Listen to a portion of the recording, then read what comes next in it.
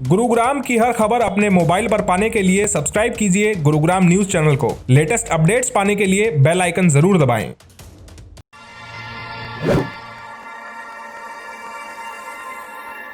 नमस्कार, मैं हूं मन्नू मेहता और स्वागत है आपका गुरुग्राम न्यूज में, जहां दिखाई जाती है खबरें आपके शहर की। हरियाणा के पूर्व शिक्षा मंत्री और समाज सेवी स्वामी अग्निवेश जी का देहावसान हो चुका है। शुक्रवार देर शाम उन्होंने दिल्ली के एक निजी अस्पताल में अपनी आखिरी सांसें ली। दरअसल पिछले कुछ दिनों से स्वामी अग्निवेश लीवर की बीमारी से पीड़ित थे और उनका दिल्ली के LNSB अस्पताल में इलाज भी चल रहा था, लेकिन गुरुवार शाम से उनकी तबीयत अचानक बिगड़ना शुरू हुई थी, जिसके बाद उन्हें वेंटिलेटर पर रख लिया गया था और शुक्रवार शाम लगभग 6 बजे उन्हें दिल का दौरा पड़ गया था, जिसके बाद उनके सारे ऑर्गन्स वगैरह फेल हो गए थे और लगभग शाम 6:30 बजे उनका देहावसान हो गया था। जिसके बाद सामाजिक कार्यकर्ता करने वाले सभी लोग, राजनीतिक जगत और जो एक धर्म के प्रति जो धर्म गुरुओं में शोक की लहर फैल गई थी। इस समय हम गुरुग्राम के सोहना में बहलपा में उस स्थान पर हैं जहां स्वामी अग्निवेश के जो पार्थिव शरीर है उनका अंतिम संस्कार किया जा रहा है। आप इस समय देख सकते हैं कि किस तरह से विधि विधान के साथ उनके अंतिम शरीर का जो उनके देहावसान के बाद उनके शरीर के पार्थिव शरीर का उनको यहाँ पर चिताग्नि दी गई है, मुखाग्नि दी गई है। दरअसल स्वामी अग्निवेश के बारे में काफ़ी बातें हैं जो उन्होंने अपने जीवन काल में लोगों के लिए की थी। स्वामी अग्निवेश न केवल एक अच्छे सामाजिक कार्यकर्ता जाने जाते थे, बल्कि स्वामी अग्निवेश के जीवन की अगर बात की जाए तो 1939 सितंबर 21 को उनका जन्म हुआ था और 80 साल की उम्र में उन्होंने एक अमिट छाप जो लोगों के दिलों पर छोड़ी थी। सन 1970 में उन्होंने एक पार्टी का भी गठन किया था आर्य सभा के नाम से और 1977 में हरियाणा में उन्होंने विधानसभा चुनाव में विजय पाई थी, जिसके बाद उन्होंने हरियाणा के शिक्षा मंत्री का भी कार्यकाल संभाला था। इस दौरान उन्होंने हरियाणा में काफ़ी आंदोलनों में लोगों को जागरूक किया, खासकर शराबबंदी के लिए 1966 में उन्होंने काफ़ी लोगों को समझाया था और यहाँ तक कि लेकिन उस समय जो राजनेता थे शराबबंदी के बारे में नहीं मानते थे, लेकिन 30 साल बाद जब बंसीलाल मुख्यमंत्री बने तो उन्होंने 1996 में शराबबंदी की थी और उन्होंने खुद माना था कि स्वामी जी की ये मुहिम थी। आज उसी मुहिम को लेकर हम शराबबंदी कर रहे हैं। इसके अलावा सती आंदोलन को उन्होंने बंद कराने में काफ़ी अहम भूमिका निभाई थी और आदिवासियों के लिए तो अंत तक वो अपना कार्य करते आ रहे थे।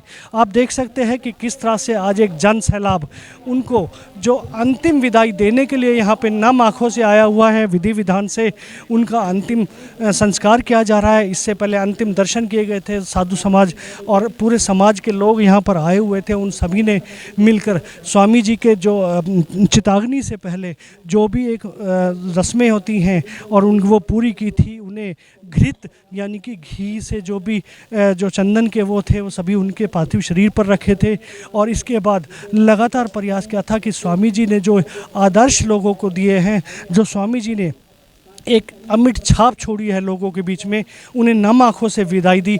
इस समय जो पूरे देश भर से आर्य समाज से हों या बाकी साधु समाज से भी आए हुए हैं, आर्य समाज से भी काफ़ी ऐसे बड़े संत आए हुए हैं। पहले हम उनसे बात करते हैं कि आखिर उनकी क्या राय है कि वो स्वामी जी के बारे में क्या राय रखते हैं। आर्य समाज से जो संत आए हैं या बाकी संत आए हैं, पहले आप उनकी राय जानते हैं कि आखिर वो स्वामी जी के आदर्शों को किस तरह से देखते हैं।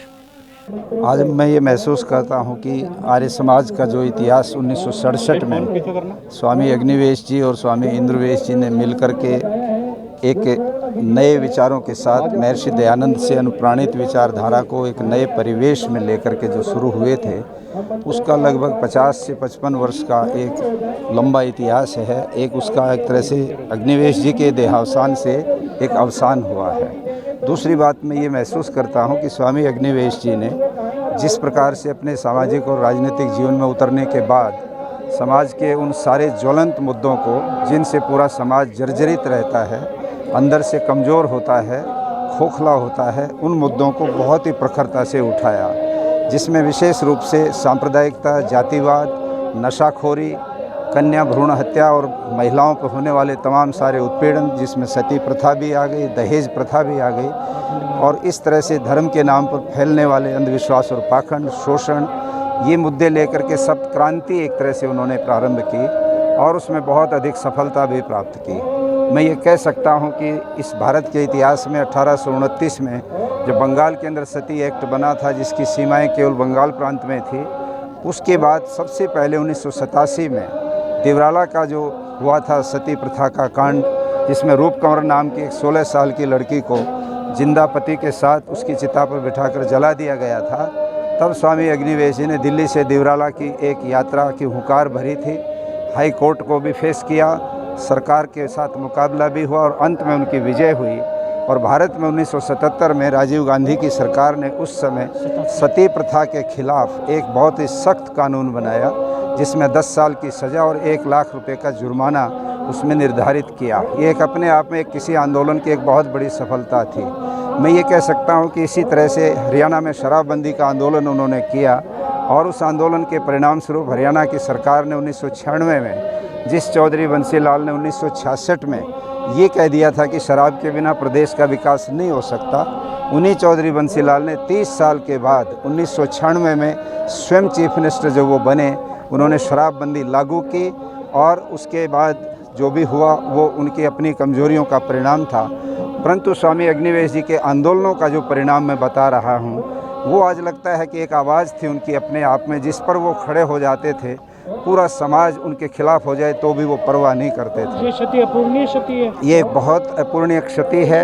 आज पूरे लोकतंत्र में ऐसी जो आवाज़ होती हैं, जिनको केवल देश नहीं बल्कि पूरी दुनिया में सुना जाता है, कि आज एक आवाज़ हमारे बीच से चली गई, एक व्यक्तित्व चला गया और उनके जाने का हम सब लोगों को बहुत अधिक दुख भी है और ये कमी बहुत जल्दी पूर्ति होती दिख नहीं रही है।